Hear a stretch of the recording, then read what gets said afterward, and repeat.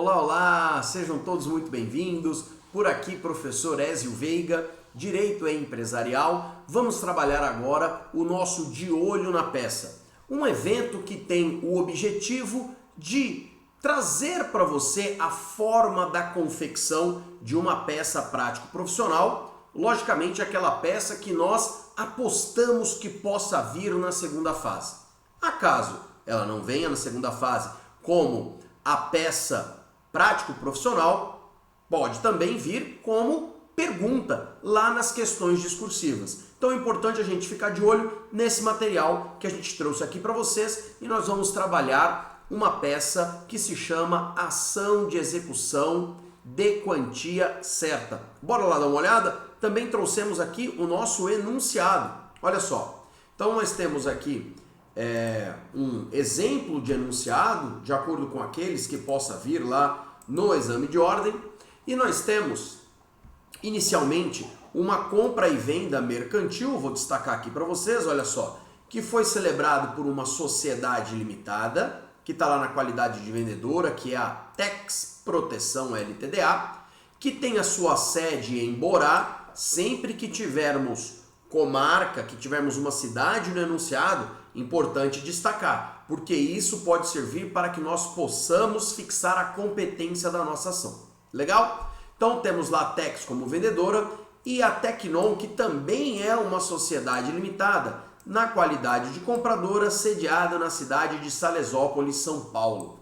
Importante também a gente destacar o tipo de sociedade, se é uma limitada, se é uma anônima, se é uma sociedade simples, porque isso também pode trazer algum tipo de desenrolar em relação à peça que a gente vai executar, tá certo? Então, ela é sediada lá em Salesópolis, as duas são sociedades limitadas, e aí nós temos aqui a emissão de uma duplicata em 10 de outubro de 2019. Cuidado com datas também, hein?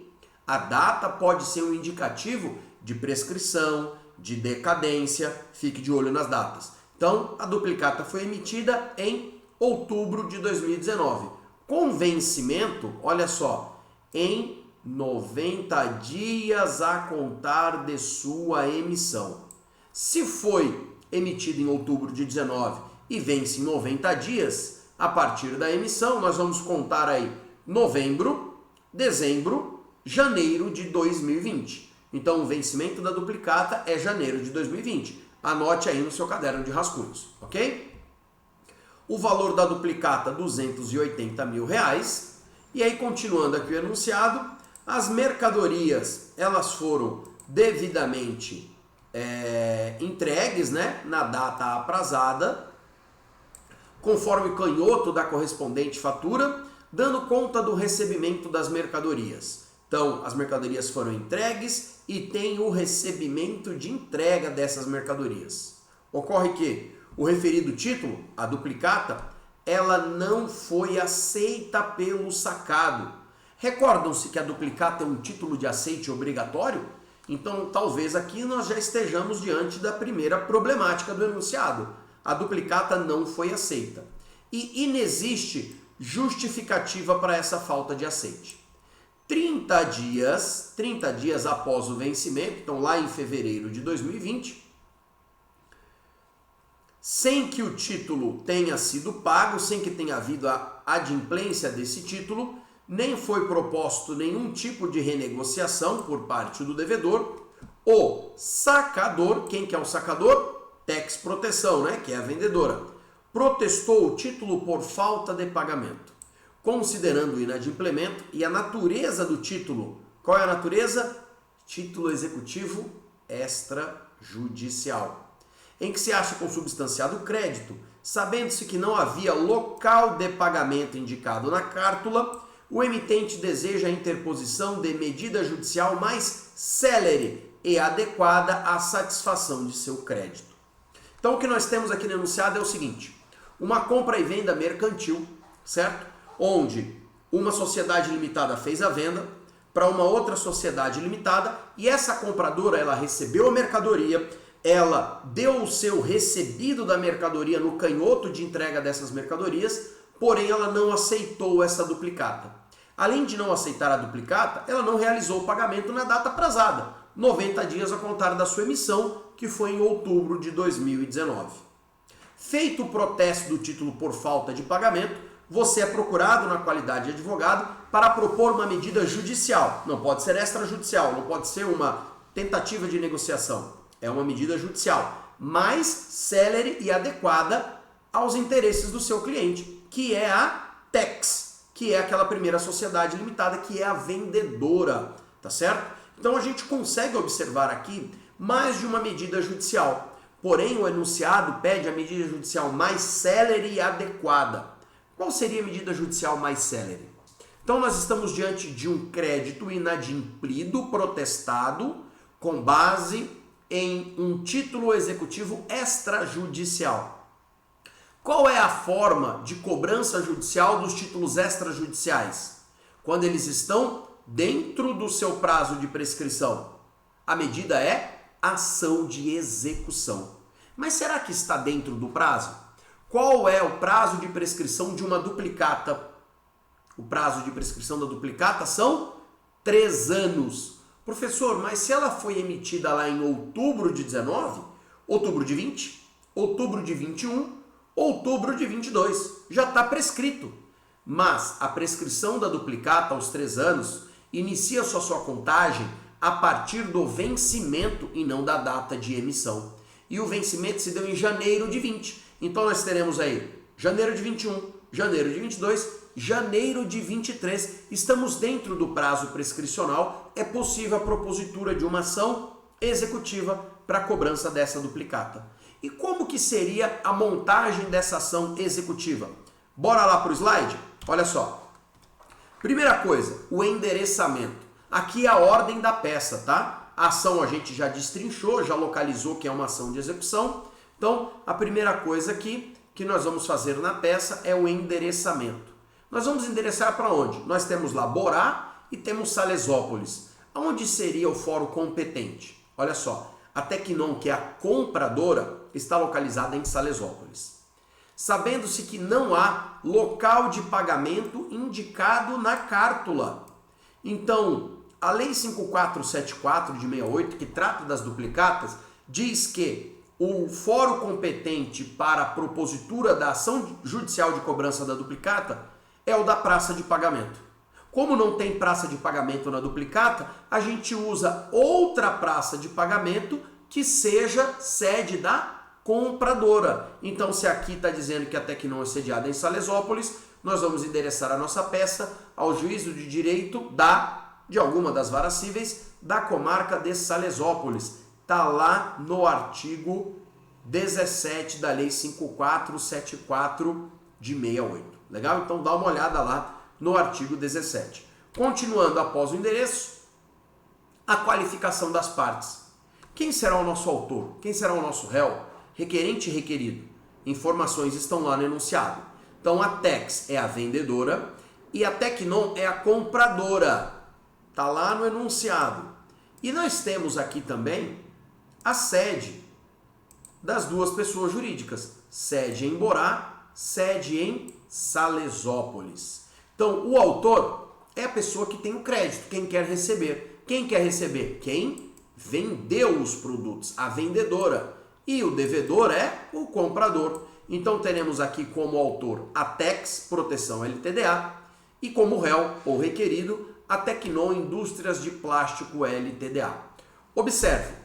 As pessoas jurídicas serão representadas em juízo de acordo com o artigo 75 do CPC. Serão representadas por quem o seu ato constitutivo designar, não o fazendo por seus diretores. A gente precisa colocar isso aqui então. Tex, Proteção LTDA, pessoa jurídica de direito privado, inscrita no CNPJ número, não sabemos, né? Então deixa lá espaço em branco, ou se não põe pontinhos, põe traço. E precisamos pôr o endereço. A gente tem o endereço? Não tem. Mas a gente tem o nome da cidade, Borá. A gente vai colocar a cidade no endereço aqui na qualificação das partes. E também o endereço do réu, Salesópolis, São Paulo. Não esquecendo de colocar também o endereço eletrônico, você escreve endereço eletrônico, para não inventar nenhum tipo de informação. E a qualificação completa também o endereço dos representantes da Tex e da Tecnon, o seu administrador ou o seu diretor. No caso do enunciado, como não diz quem vai representar essas pessoas jurídicas, nós vamos colocar que elas serão representadas por seus administradores. Legal? Beleza? Na sequência lá o nome da ação, que nós já vimos, uma ação de execução por quantia certa, com base lá no artigo 824 do CPC. Não tem aqui tanta dificuldade nesta fundamentação da ação de execução. 824 do CPC seria o suficiente. E os fatos? Os fatos, eles são subjetivos. Por quê? Cada um tem a sua visão dos fatos. Cada um vai contar a história sob o seu ponto de vista. Mas aqui no exame de ordem, nós precisamos seguir um mínimo de lógica. Aquilo que está lá no enunciado, a gente precisa trazer aqui para os fatos. Então eu coloco aqui, a título de exemplo, alguns pontos importantes que deveriam ser destacados nos fatos dessa ação de execução. Primeira coisa, você precisaria colocar lá que houve uma compra e venda mercantil, daí porque a emissão de uma duplicata, e está aí na sequência, a data de vencimento dessa duplicata, porque a partir daí a gente vai mensurar a prescrição da duplicata, que houve a falta de aceite e não há justificativa para essa falta de aceite, que a duplicata está inadimplida, que esse título já foi protestado e que o credor, que o vendedor possui o recibo de entrega das mercadorias. Tudo isso daqui são requisitos para a ação de execução de uma duplicata.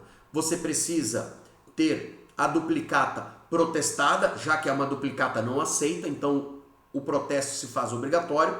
Além do protesto, você precisa ter o recibo de entregas da mercadoria e ainda a falta do aceite não pode ter sido justificada. Tudo aquilo que está enunciado, a gente precisa mensurar aqui no nosso dos fatos. Na sequência, a gente passa para a fundamentação jurídica, o tópico do direito. O que nós colocaríamos aqui? Eu coloquei, primeira coisa, a demonstração da existência do crédito, que está lá no artigo 798, inciso 1, a linha A do Código de Processo Civil. Na sequência, a demonstração da força executiva do título. Aí a gente vai indicar lá a Lei 5474 de 68, artigo 15, inciso 2, que traz a possibilidade da ação executiva com base na duplicata inadimplida. Vamos indicar aqui que o título foi devidamente protestado, que tem um comprovante de entregas da mercadoria e que a recusa do aceite não foi justificada.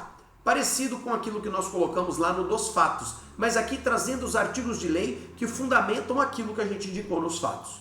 E por último, vamos indicar que há uma planilha atualizada deste débito. Artigo 798, inciso 1, a linha B. É obrigatório juntar uma planilha com o débito atualizado. Inclusive, o valor da nossa causa, que nós vamos ver aqui um pouco mais para frente, o valor da causa é com base nessa planilha atualizada. Então não é aqueles 280 mil, porque aquele valor já sofreu juros, correção, atualização monetária, precisa ser o valor atualizado. Professor, como que eu vou fazer essa conta no exame de ordem? A gente vai chegar lá, calma aí. Então, direito, nós vamos indicar aqui o 798 do CPC, artigo 15, artigo 798 do CPC, inciso 1, a linha B, e, importante, o artigo 15, inciso 2 da Lei das Duplicatas. O nosso pedido, aqui na ação de execução, eu faço o pedido, já o pedido principal, que é para pagar o valor que foi inadimplido, junto com o pedido de citação. Porque é isso que nós encontramos lá no CPC. Tá tudo junto. Olha como que eu coloco aqui. O pedido de citação, de acordo com 247 do CPC, para que seja efetuado o pagamento do débito, com juros e correção, mais honorários advocatícios. Guarda esse asterisco aqui, ó, dos honorários advocatícios. A gente já vai conversar, tá? Por causa lá do 827 do CPC. No prazo de 3 dias, sob pena de penhora. No prazo de 3 dias, sob pena de penhora. E o fundamento nosso será com base lá no 829, parágrafo 1º do CPC, que vai falar da possibilidade da penhora. Legal? Na sequência, as provas. Nós precisamos mostrar para o juiz que aquilo que a gente está pedindo tem um fundamento, tem um respaldo em provas para mostrar para o juiz que o que eu estou pedindo não é aleatório, não é da minha cabeça. No meu estilo de confecção da peça, as provas já foram todas juntadas. Eu apenas vou fazer aqui o protesto, aquele protesto genérico de provar o alegado em todos os meios em direito admitidos. Porque a juntada das provas eu já fiz lá em cima. Quando eu falo da duplicata, eu coloco documento anexo. Quando eu falo da planilha de atualização de débito, eu coloco documento anexo. Se você fizer diferente e não anexar lá em cima, você pode anexar aqui. Protesta provar o alegado por todos os meios em direito admitidos, em especial a prova documental, através do anexo dos documentos abaixo discriminados, sem a exclusão de outros que se mostrarem necessários no decorrer do feito. Então você pode colocar um rol aqui, ó, a juntada do título devidamente protestado, o comprovante de entrega das mercadorias, o contrato social é importante que seja juntado. Eu já junto lá no preâmbulo. Tax, representada por seu administrador, de acordo com o contrato social, anexo. Se você não anexou, lá em cima você anexa aqui. Perfeito? Na sequência, a gente vai colocar um tópico de opção pela conciliação? Vai. Professor, mas na ação executiva cabe a conciliação? Cabe a conciliação. É possível ser conciliado na ação de execução. Então a gente vai fazer o pedido sempre que o enunciado não deixar claro que a parte não quer a conciliação. Se o enunciado colocar lá que a parte não tem interesse na conciliação, a gente vai colocar no tópico que não há interesse na conciliação. Se a parte não colocar, se o enunciado não disser que não há interesse na conciliação, a gente vai abrir o tópico aqui dizendo que há o interesse na conciliação. Aqui eu coloquei o 334, parágrafo 5º e o 319, 7, que vai justificar tanto quando a parte tiver o interesse ou quando a parte tiver o desinteresse na realização da audiência de conciliação. Perfeito? Por último, aí na sequência, o nosso pedido de sucumbência. E lembra aquela observação que a gente fez do artigo 827? Falei, guarda esse asterisco aqui. Olha só. Pede-se ao final, seja o réu condenado ao pagamento de custas e honorários no importe de 10% do valor da causa. Olha a observação aqui, ó. Reduzidos pela metade, se houver o integral pagamento no prazo de 3 dias. Aonde que está esse desconto? Aonde que está essa Black Friday da ação de execução? Artigo 827. Ao despachar inicial, o juiz fixará de plano os honorários advocatícios no importe de 10% a serem pagos pelo executado. E olha só o que diz o parágrafo 1º. No caso de integral pagamento no prazo de 3 dias, o valor dos honorários será reduzidos pela metade. Então você precisa, no seu pedido de sucumbência, lá no pedido de condenação, fazer esta observação, que tem o desconto pela metade se houver o pagamento no prazo legal de 3 dias. Perfeito? E o valor da causa? Valor da causa, 280 mil, que é o valor lá da duplicata, mas coloque conforme planilha anexa. Está correto. Se você não quiser colocar o valor em reais, você pode colocar, dá-se a causa o valor de, espaço em branco, conforme a planilha anexa. Também estaria correto essa indicação do valor da causa. Em ambos os casos, já foi cobrado na OAB em segunda fase, ação de execução não seria uma novidade, já vieram lá acho que 2 ou 3 vezes, a OAB sempre aceita ou uma ou a segunda forma de indicação do valor da causa. E o fechamento da nossa peça, básico, né? Termos em que pede deferimento, local e data, nome do advogado, número da OAB e unidade da federação. E aqui, muito cuidado para não inventar informação. Não é porque o enunciado trouxe Laborá, trouxe Salesópolis, que você vai fazer essa indicação aqui no fechamento da sua peça. Você vai colocar de maneira genérica, local e data, nome do advogado, número da OAB e onde e o termos que pede deferimento é o suficiente. Legal? Eu me despeço por aqui, espero que esse De Olho na Peça ajude você lá no domingo para fazer a sua prova e a gente se vê numa próxima oportunidade. Até lá!